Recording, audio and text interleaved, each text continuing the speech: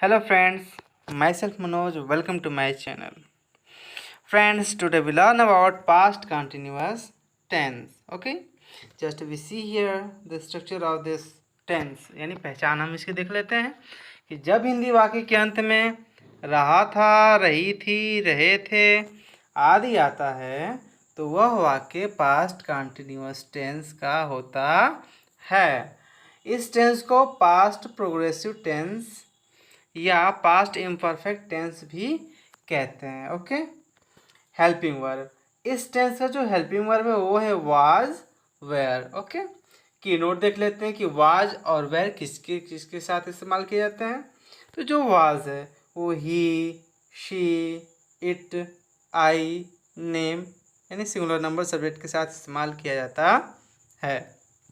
Where जो या we, you, they, names यानी प्लूरल नंबर सब्जेक्ट के साथ इस्तेमाल किया जाता है। ओके, अब हम देख लेते हैं use of past continuous tense in various situations. Okay, अब पहला नंबर क्या है इसका कि ऐसे कार्य जो भूतकाल में लगातार जारी रहे थे, यानी ऐसे जो सेंटेंस है, वाक्य या काम जो है जो पास्ट टेंस यानी बीते हुए वक्त में लगातार होता रहा, ठीक है, उसके लिए हम पास्ट कंटिन्यूअस टेंस का इस्तेमाल करते हैं। नेक्स्ट पॉइंट देख लेते हैं, ऐसे कार्य जो व्यक्ति पास्ट में आदतन एवं फ्रिक्वेंटली करता रहा था, ऐसे वाक्यों में ऑलवेज, कंटिन्यूअली, कॉन्स्टेंटली जैसे एडवर्ब्स का प्रयोग किया जाता है। ओके, नेक्स्ट पॉइंट है हमारा कि ऐसी स्थिति में भी पास्ट कंटिन्यूअस का प्रयोग किया जाता है जब कोई दूसरी घटना घटित हुई हो एवं अन्य कोई कार्य भी जारी रहा हो। ठीक है, नेक्स्ट पॉइंट,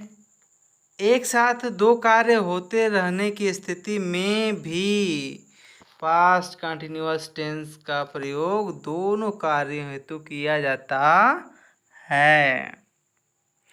अब हम आते हैं रूल नंबर फर्स्ट पे। फर्स्ट रूल क्या है? यस। यस मतलब आपको पता ही है, अफर्मेटिव सेंटेंस, यानी इस सेंटेंस के लिए जो इस टेंस का स्ट्रक्चर बनेगा, रूल बनेगा, वो ये है, क्या है? Subject plus helping verb was verb plus main verb का first form plus ING plus subject plus etc. अब इसका एग्जांपल देख लेते हैं, क्या है? मैं पढ़ रहा था, ठीक है, मैं पढ़ रहा था तो हो जाएगा आई वॉज टीचिंग। आई के साथ वॉज का इस्तेमाल हो गया है, ठीक है, मेन वर्ब के साथ आईएनजी, मेन वर्ब का फर्स्ट फॉर्म में उसका साथ आईएनजी लग गया है तो हो गया है आई वॉज टीचिंग। सेम इसी तरह आपका है वह पढ़ रहा था, ठीक है, तो ही वॉज रीडिंग हो जाएगा। हम बाजार जा रहे थे, तो अब इसमें देखिए आप पहचान जा रहे हैं कि क्या कौन सा सब्जेक्ट है या कौन सा वर्ब है या कौन सा ऑब्जेक्ट है। तो बस इतना समझ गए और डिवाइड करना जान गए कि कौन कौन सा वर्ड क्या है, आप टेंस आसानी से ट्रांसलेट कर सकते हैं। ओके, तो हम बाज़ार जा रहे थे, तो हम बाज़ार में जा रहे थे तो हम क्या इसका सब्जेक्ट है, ठीक है, तो पहले लिख दिए। फिर जा रहे थे ये एक्शन है, ठीक है, तो वर गोइंग टू, कहाँ जा रहे थे? मार्केट जा रहे थे, ठीक है, तो हो जाएगा we were going to market. Same as now see the roll number second, NS, ठीक है, नेगेटिव सेंटेंस, तो क्या है? Subject plus helping verb was were plus not plus main का first form plus ING plus subject plus etc. बस helping verb के बाद not लग गया है। एग्जाम्पल है इसका, मैं नहीं पढ़ा रहा था तो हो जाएगा I was not teaching. Okay, वह नहीं पढ़ा रहा था, नेक्स्ट एग्जाम्पल है आपका, तो ही वॉज नॉट टीचिंग। हम बाजार नहीं जा रहे थे तो we were not going to market. Okay, now see the rule number third, IAS क्या, यानी इंट्रोगेटिव अफर्मेटिव सेंटेंस क्या, यानी क्या से शुरू होने वाले वाक्यों के लिए ये स्ट्रक्चर अपनाया जाता है, और जो सेंटेंस क्या से शुरू होता है उसका जवाब सिर्फ यस या नो में ही दिया जाता है। ठीक है, तो इसका स्ट्रक्चर है क्या? Helping verb was were plus subject plus main verb का first form plus object plus etc. अब इसका एग्जाम्पल पहला क्या है? क्या मैं पढ़ा रहा था? अगर पढ़ा रहा था तो यस, और नहीं पढ़ा रहा था तो नो। सिर्फ यस या नो, कोई एक ही जवाब दिया जाता है। ठीक है, तो सब्जेक्ट के पहले हमने वाज लिख दिया, बाकी सब सेम टू सेम रहेगा। यहाँ पे हम क्या किए, अंग्रेजी व्हाट नहीं लिखेंगे, ठीक है, नहीं तो हमारा गलत हो जाएगा, ठीक है। तो अब इसका हो गया वाज आई टीचिंग, क्या मैं पढ़ा रहा था। नेक्स्ट एग्जाम्पल है आपका, क्या वह पढ़ रहा था, तो वॉज ही रीडिंग, सेम वही चीज़ है, बस हेल्पिंग वर्ब का हमने पहले लिख दिया, ठीक है। नेक्स्ट एग्जाम्पल है, क्या हम बाजार जा रहे थे, तो हो जाएगा were we going to market, ठीक है। वर यानी जो हेल्पिंग वर्ब है हम पहले लिख दिए, ठीक है। अब देखते हैं रूल नंबर 4, ठीक है। INS क्या, तो सिंपल सी बात है, आपको पहले ही बताया गया है। INS मतलब इंट्रोगेटिव नेगेटिव सेंटेंस क्या, तो इसका स्ट्रक्चर है helping verb was were plus subject plus not plus main का first form plus ING plus object. इसका एग्जांपल देख लेते हैं, क्या मैं नहीं पढ़ा रहा था, तो हो जाएगा वाज आई नॉट टीचिंग। ये अक्सर लिखने के लिए इस्तेमाल किया जाता है। और आगे जो ये सेंटेंस आप देख रहे हैं, इस तरह का शॉर्ट फॉर्म इस्तेमाल किया जाता है स्पीकिंग में, ठीक है। तो स्पीकिंग में शॉर्ट फॉर्म में बोलने के लिए हम हेल्पिंग वर्ब शुरू में लिखते हैं और उसी में नॉट जोड़ देते हैं, ठीक है। तो वॉज के बाद नॉट, उसको शॉर्ट कर देते हैं, वजंट हो जाता है, ठीक है। तो इसके लिखने के बाद तब हम सब्जेक्ट लिखते हैं आई, उसके बाद तब मेन वर्ब लिखते हैं, तो हो जाएगा वजंट आई टीचिंग, ठीक है। ये अक्सर स्पीकिंग के लिए इस्तेमाल किया जाता है, ठीक है। अब इसी तरह नेक्स्ट एग्जांपल देख लेते हैं, क्या वह नहीं पढ़ा रहा था, तो हो जाएगा वॉज ही नॉट रीडिंग या वॉजंट ही टीचिंग। क्या हम बाजार नहीं जा रहे थे, या अब का अगला है, तो हो जाएगा were we not going to market या वरेंट, सॉरी यहाँ पर स्पेलिंग जो है WERENT होगा, इसको आप लोग सही कर लीजिएगा, ठीक है।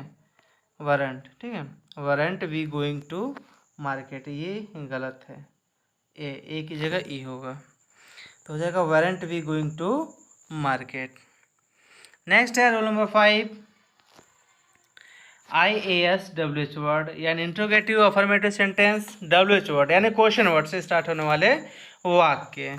तो इसका स्ट्रक्चर है WH word plus helping verb was verb plus subject plus main का first form plus ING plus object plus etc। मैं क्या पढ़ा रहा था, तो हो जाएगा व्हाट वाज आई टीचिंग, ठीक है। वह कैसे पढ़ रहा था, तो हाउ वॉज ही रीडिंग, ठीक। हम बाजार क्यों जा रहे थे, तो why were we going to market, ठीक। इसमें क्या करते हैं कि हम जो क्वेश्चन वर्ड आ रहा है सेंटेंस में उसकी अंग्रेजी पहले लिख देते हैं। अब यहाँ पे मैं क्या पढ़ा रहा था, ठीक है, तो मैं क्या की अंग्रेजी हम पहले लिख दिए व्हाट, ठीक है, उसके बाद वाज आई टीचिंग, सेम उसी तरह कॉपी हो गया। अब देखिए नेक्स्ट सेंटेंस में क्या है, कैसे, कैसे की अंग्रेजी हमने पहले लिख दिया हाउ, ठीक है। तो अब हाउ पहले हो गया, बाकी सब उसी तरह है, सेम कॉपी हो जाएगा, हेल्पिंग प्लस सब्जेक्ट। फिर नेक्स्ट सेंटेंस में हम देख रहे हैं कि क्यों है क्वेश्चन वर्ड, इसकी अंग्रेजी हमने पहले लिख दिया वाई, तो वाई के साथ फिर वर, ये सब्जेक्ट के अनुसार ही लगता है हेल्पिंग वर्ड, उसका बाद हो गया why were we going to market, okay. Now we see the last rule of this tense is INS, rule number 6। ये INS यानी interrogative negative sentence, WH word यानी क्वेश्चन वर्ड वाला है, ठीक है। तो हो जाएगा WH word plus helping verb was verb plus subject plus not plus main का first form plus ING plus object plus etc। Example देख लेते हैं, मैं क्या नहीं पढ़ा रहा था, तो सेम वही चीज़ है, बस नॉट बढ़ गया है क्वेश्चन वर्ड के साथ, ठीक है। तो हम यहाँ पे क्वेश्चन वर्ड की अंग्रेजी लिख देंगे, फिर सब्जेक्ट के बाद नॉट लगा देंगे, बाकी सब उसी तरह रहेगा, ठीक। तो हो जाएगा what was I not teaching. Next है, वह कैसे नहीं पढ़ा रहा था, कैसे नहीं पढ़ा रहा था, तो हो जाएगा how was he not reading. हम बाजार क्यों नहीं जा रहे थे, ठीक है, तो why were we not going to market, okay.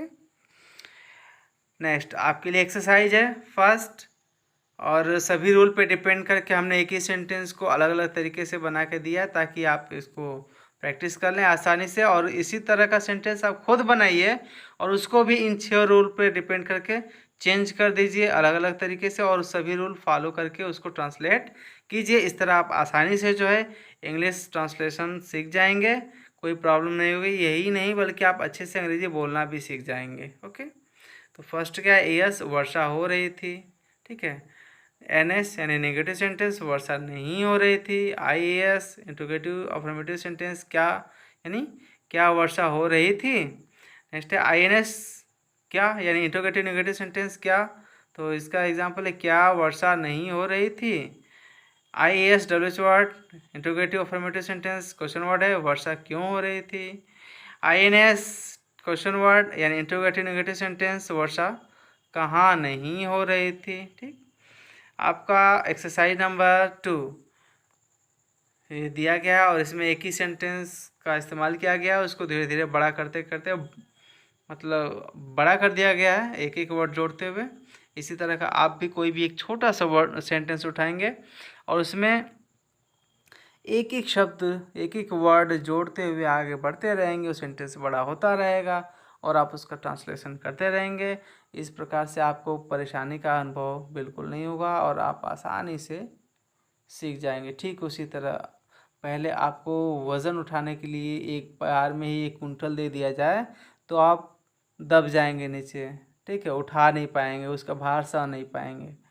मगर आपको पहले आधा केजी, फिर 1 केजी, फिर 1.5 केजी, 2 केजी करते करते करते अगर 1 कुंटल दिया जाए तो आप वो 1 कुंटल आसानी से उठा सकते हैं, क्योंकि आपको जो कैपेसिटी अंदर आती रहती है कि नहीं अब हमें इतना बल लगाना है और इतना वज़न उठाना है, और उसकी हैबिट हो जाएगी और आप अच्छे से उस भार को सहन कर सकते हैं। ठीक वही चीज़ यहाँ पे हमारे ग्रामर में भी होती है, ठीक है, या कोई भी ग्रामर हो उसमें यही रूल फॉलो होता है, प्रैक्टिस। प्रैक्टिस अगर है तो आप कुछ भी काम आसानी से कर सकते हैं, नहीं है तो फिर आपको परेशानी का सामना करना पड़ सकता है, चाहे वो हमारे कोई फिजिकल वर्क का हो या फिर ग्रामेटिकल एक्सरसाइज का। तो यहाँ पे हमने आपको दिया है क्या, मैं जा रहा था, मैं विद्यालय जा रहा था, मैं अपने विद्यालय जा रहा था, मैं अपने विद्यालय साइकिल से जा रहा था। देखिए सेंटेंस धीरे धीरे बड़ा बड़ा हो रहा है। मैं अपने विद्यालय पढ़ने के लिए साइकिल से जा रहा था, मैं अपने विद्यालय पढ़ने के लिए मित्रों के साथ साइकिल से जा रहा था, मैं अपने विद्यालय पढ़ने के लिए अपने मित्रों के साथ साइकिल से जा रहा था, मैं अपने विद्यालय पढ़ने के लिए अपने घनिष्ठ मित्रों के साथ साइकिल से जा रहा था, मैं अपने विद्यालय पढ़ने के लिए अपने घनिष्ठ मित्रों के साथ साइकिल से तेज़ी पूर्वक जा रहा था, मैं अपने विद्यालय पढ़ने के लिए अपने घनिष्ठ मित्रों के साथ साइकिल से बहुत तेज़ी पूर्वक जा रहा था। इस प्रकार आपका ये सेंटेंस है। आप इसे चाहें तो और भी बड़ा कर सकते हैं इसी सेंटेंस को और उसका ट्रांसलेशन कर सकते हैं, बशर्ते आपको पहचान करनी है कि इसमें कौन सब्जेक्ट है, कौन ऑब्जेक्ट है, कौन वर्ब है, ठीक है, उसके बाद आसानी से आप ट्रांसलेट कर सकते हैं। Okay friends, thanks for watching this video. अब हम मिलते हैं नेक्स्ट वीडियो में, तब तक के लिए गुड बाय।